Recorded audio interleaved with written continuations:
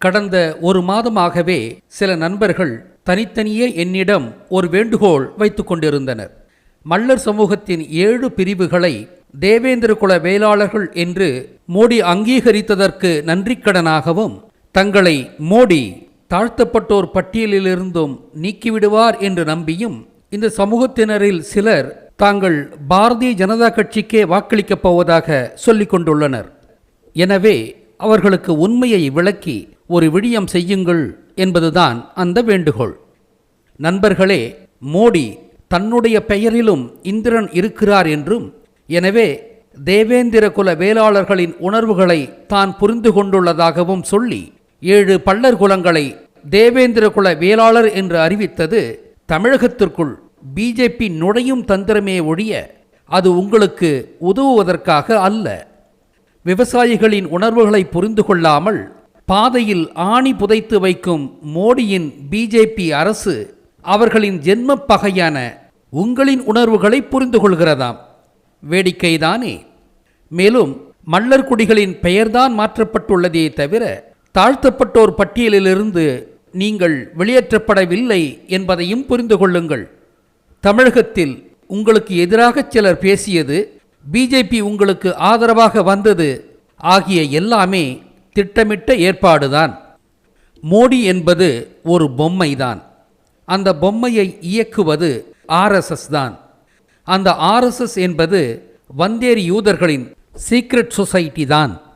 இந்த நாட்டை குட்டிச்சுவராக்கி அதன் விளைவாக தாழ்வான நிலையில் வாழும் நம்மை, எப்படி இருந்த நான் இப்படி ஆயிட்டனே என்று நம்மையே கிண்டலடிக்கும் நகைச்சுவை காட்சிகளை திரைப்படங்களில் நுழைத்து அதற்கு நம்மையே சிரிக்க வைத்து அதை கண்டு தங்களுக்குள் ரகசியமாக சிரித்து கொள்ளும் இழிவான கூட்டம்தான் இந்த வந்தேரி யூத கூட்டம்.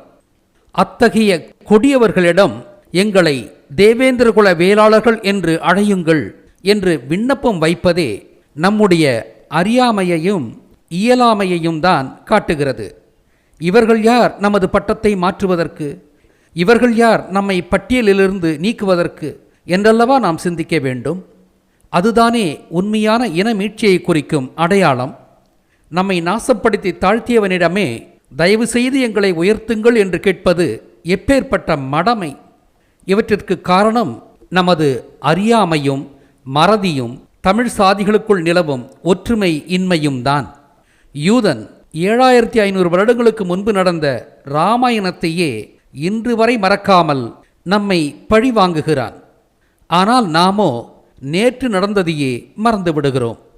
எனது இராமாயண மகாபாரத ஆய்வுகளையும் கடந்த 19 மாதங்களாக நான் வெளியிட்டு வரும் தற்கால நிகழ்வுகளை விளக்கும் விடயங்களையும் தயவு செய்து காணுங்கள். தமிழர்களுக்கு சுத்தமும் வரலாற்று ஞானம் இல்லை. நமது வரலாற்றை சுத்தமாக மாற்றி அமைத்தவன் வந்தேரி யூதன்தானே. நாம் நமது வரலாற்றை தெரியாமலும் உணராமலும் இருந்தால் அதே வரலாறு மீண்டும் அரங்கேறும் என்பதை உணருங்கள். வரலாற்றை படித்து அந்த பாடமே நம்மை வழிநடத்த வேண்டும்.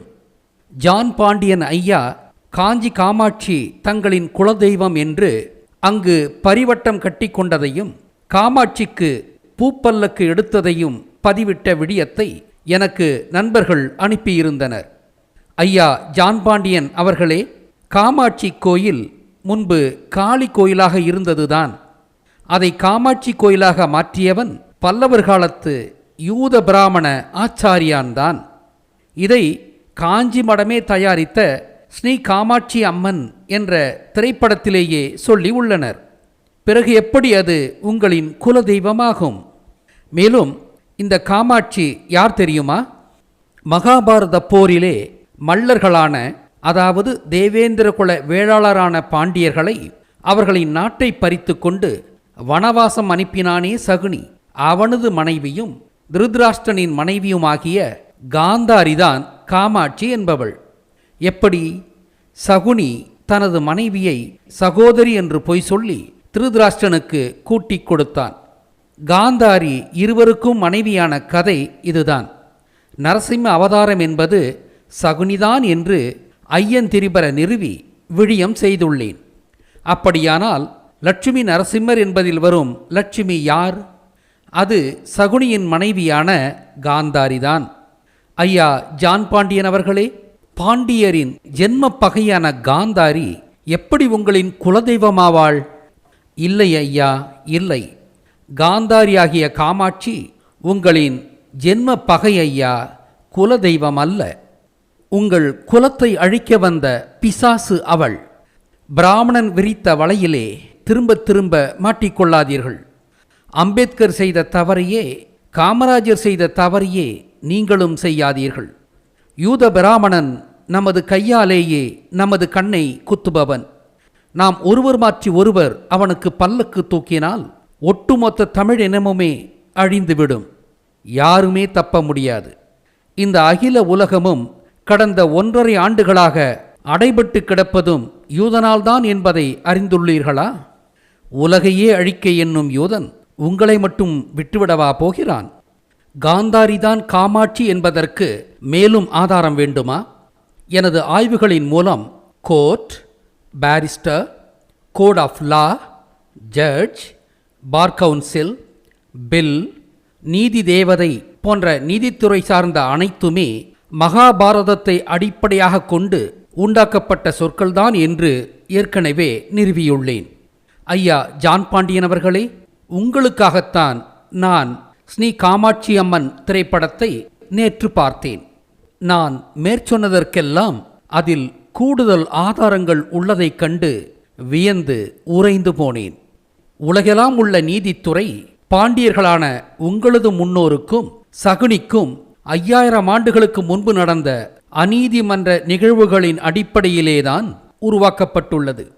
நீதி தேவதை என்பது கண்ணை கட்டிக்கொண்டு வாழ்ந்ததாக, அதாவது ஆண்டதாக சொல்லப்படும் காந்தாரிதான் ஐயனே. அதாவது அவள் சகுனி செய்த அநீதிகளை கண்டுகொள்ளவில்லை என்பதை குறிக்கத்தான் அவள் கண்ணை கட்டிக்கொண்டிருந்ததாக சித்தரிக்கப்பட்டாள். அந்த காந்தாரிதான் காமாட்சியும். உண்மையான மகாபாரதத்தின்படி திருதராஷ்டிரனும் குருடன் இல்லை. காமத்தை கொண்டு திருதராஷ்டிரனின் ஆட்சியில் பங்கேற்றவள்தான் காமாட்சி. காமாட்சி 5000 ஆண்டுகள் பழமையானவள் என்று காஞ்சி மட பிராமணன் உங்களிடம் சொன்னானல்லவா? அந்த 5000 ஆண்டுகள் என்பது மகாபாரதம் நடந்த காலம்தான் ஐயனே. இப்போது புரிகிறதா? பிராமணன் எப்படியெல்லாம் உங்களை ஏமாற்றி உங்களது பகைக்கே உங்களை பல்லக்கு தூக்க வைத்து விட்டான் பார்த்தீர்களா? பிராமணன் எப்பேற்பட்ட மோசடிக்காரன் என்பது இப்போது புரிகிறதா? காஞ்சி காமகோடி மடம் தயாரித்த ஸ்ரீ காமாட்சி அம்மன் படத்தை நீங்கள் நிச்சயம் காண வேண்டும். மகாபாரதம் குறித்த எனது ஆய்வுகளையும் நீங்கள் நிச்சயம் காண வேண்டும். பள்ளர் மல்லர் என்பது தேவேந்திர குல வேளாளர்கள்தான் என்று நான் ஐயந்திரிபர நிறுவியுள்ளேன் ஐயா. அழிக்கப்பட்ட நமது வரலாற்றை மீட்டெடுத்தாலே நமது உண்மையான அடையாளங்கள் வெளிப்படும். அதை விடுத்து நம்மை கெடுத்த நமது எதிரியிடமே நமது பட்டத்தை மாற்றச் சொல்லி பிச்சை எடுக்க வேண்டியதில்லை. தமிழர் படும் அவதிகளுக்கு மூல காரணமே நாம் வணங்கும் தெய்வங்களில் பல நமது பகைவர்கள் என்பதுதான். அவை தெய்வமும் அல்ல, பிசாசுகள்.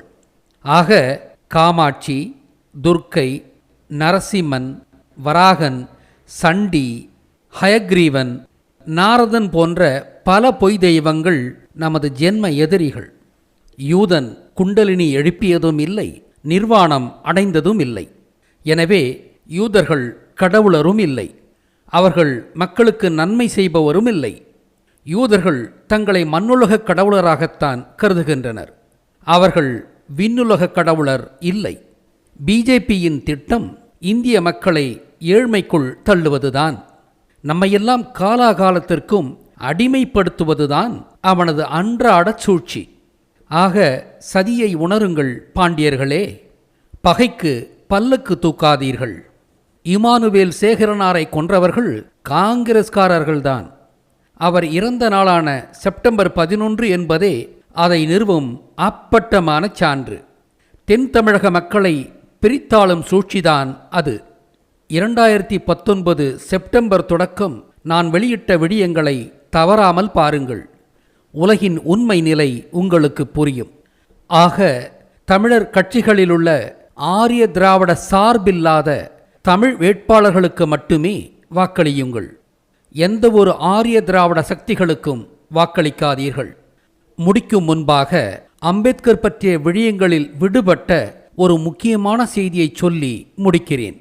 இந்திய அரசமைப்பு சட்டத்தை உருவாக்கவே பரசுராமனின் தற்கால வடிவமாக அம்பேத்கர் திட்டமிட்டு வளர்க்கப்பட்டார் என்பதையும், அதை குறிக்கும்படித்தான் மக்களின் உடலில் அம்பு ஏற்றும் கரம் என்ற பொருளில்தான் அம்பேத்கர் என்று பெயர் சூட்டப்பட்டார் என்றேனல்லவா? அதாவது சட்டங்கள்தான் அம்புகள். அந்த அம்புகளை ஏற்ற வில் என்ற ஆயுதம் வேண்டுமல்லவா? பாராளுமன்றம் இயற்றும் சட்டங்களுக்காக பாராளுமன்றத்தில் சமர்ப்பிக்கப்படும் சட்ட வரைவுக்கு ஆங்கிலத்தில் பெயர் என்ன தெரியுமா? பில். இந்த பில் என்ற சொல்லின் மூலம் எது? வில். ஆமாம், வில் தான் பில் என்று சட்ட வரைவுக்கான ஆங்கில பெயரானது. இந்த பில் பாராளுமன்றத்தால் அங்கீகரிக்கப்படும் போது அது சட்டம் எனும் அம்பாகிறது. ஆக உலகெங்கும் மக்களின் மீது பாய்வதற்குத்தான் சட்டங்களே ஒழிய மக்களுக்கு பயன்பட அல்ல. உலக சட்டங்களெல்லாம் யூதனின் சட்டங்கள்தான். அம்பேத்கரின் பெயர் காரணம் இப்போது இன்னும் தெளிவாகிவிட்டதல்லவா?